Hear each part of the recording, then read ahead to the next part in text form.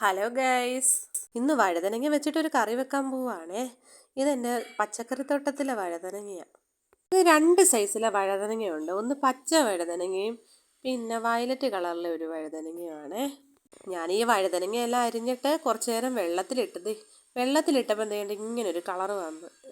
എൻ്റെ മമ്മി പറയുന്നത് ഇങ്ങനെ കുറച്ച് നേരം വെള്ളത്തിലൊക്കെ ഇടണം, അതിൻ്റെ ആ ഒരു കറയുണ്ടല്ലോ അത് പോകണം, അല്ലെങ്കിൽ കഴിക്കൂന്ന് പറയും. അപ്പം ഞാൻ അങ്ങനെ കുറച്ച് നേരമൊക്കെ വെള്ളത്തിലിട്ടിട്ടാണ് ഞാൻ എടുക്കുന്നത്. കറി വെക്കാനായിട്ട് കുറച്ച് സവാളയും പിന്നെ 2-3 വെണ്ടയ്ക്കായും കിട്ടിയത്, പിന്നെ 2 പച്ചമുളക്, പിന്നെ തക്കാളി, ഇതെല്ലാമാണ് ഞാൻ എടുക്കുന്നത്. പിന്നെ ഇത് എന്ത് കറി വെക്കാനാണെന്ന് അറിയാമോ? നിങ്ങൾക്ക് കണ്ടപ്പോഴേ മനസ്സിലായി കാണും, തീയൽ. എൻ്റെതായ രീതിയിലായിട്ടോ ഞാൻ വെക്കുന്നത് കേട്ടോ. ഇതിൽ എന്തെങ്കിലും തെറ്റ് കുറ്റങ്ങളൊക്കെ ഉണ്ടെങ്കിൽ ഒന്ന് ക്ഷമിച്ചേക്കണം കേട്ടോ. തീയിലുണ്ടാക്കിയാലൊക്കെ കഴിക്കാൻ നല്ല ടേസ്റ്റാണ്. പിന്നെ ഇതിന് പിന്നിലൊരു കാര്യമുണ്ട്. എന്താണെന്നോ? തേങ്ങ വറക്കുന്ന ഒറ്റ നിപ്പിൽ നിന്ന് വറക്കണം. അങ്ങോട്ടും ഇങ്ങോട്ടും ഇട്ട് ഇളക്കിക്കൊണ്ടിരിക്കണം. അങ്ങോട്ടും ഇങ്ങോട്ടും മാറിയിട്ടുണ്ടെങ്കിൽ അത് കരിഞ്ഞു പോകും. അപ്പോൾ അതിൻ്റെ പരുവത്തിന് നമ്മളത് വറുത്തെടുക്കണം. അതാണ് ഏറ്റവും വലിയ കാര്യം തീയലിൽ. ഈ വറുത്ത് വെച്ച തേങ്ങയ്ക്കകത്തോട്ട് തന്നെയാണ് മസാലയും മുളക് പൊടി, മഞ്ഞൾപ്പൊടി, മല്ലിപ്പൊടിയൊക്കെ ഞാൻ ചേർക്കുന്നത്. ഗൈസ്, നിങ്ങളും അങ്ങനെയൊക്കെ തന്നെയാണോ ചേർക്കുന്നത്?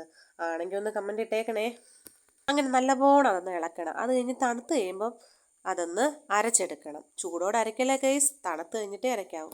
അങ്ങനെ നമ്മുടെ വഴുതനങ്ങ കഷ്ണങ്ങളൊക്കെ എണ്ണയിൽ കിടന്ന് നല്ലോണം വഴണ്ടിട്ടുണ്ട്. നമ്മൾ അരച്ച മസാല ഉണ്ടല്ലോ ഇതിനകത്തോട്ട് ചേർക്കണം. ഞാനാണെങ്കിൽ മീറ്റ് മസാലയാണ് ചേർത്തത് കേട്ടോ. പിന്നെ നല്ലോണം അത് ഇളക്കി യോജിപ്പിച്ച് കുറച്ച് വെള്ളം കൂടെ ചേർത്ത് നല്ലോണം തിളപ്പിച്ചെടുക്കണം.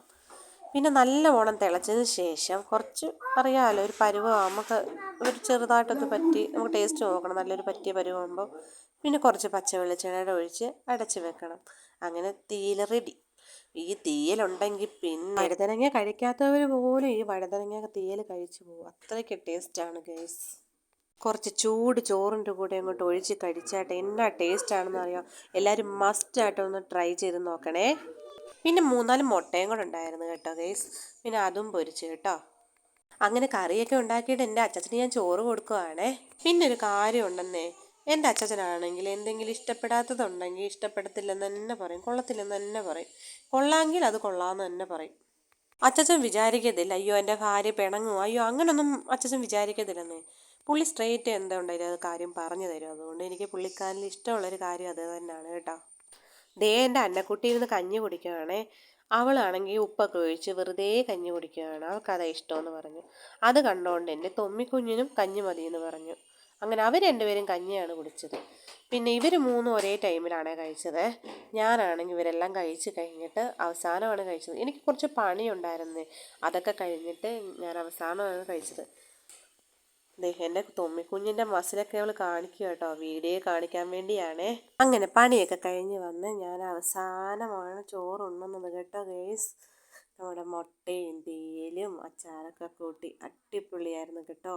എല്ലാവരും ഒന്ന് ട്രൈ ചെയ്ത് നോക്കണേ. അടുത്തൊരു വീഡിയോ ആയിട്ട് വരുന്നിടം വരെ ടാറ്റാ ബൈ.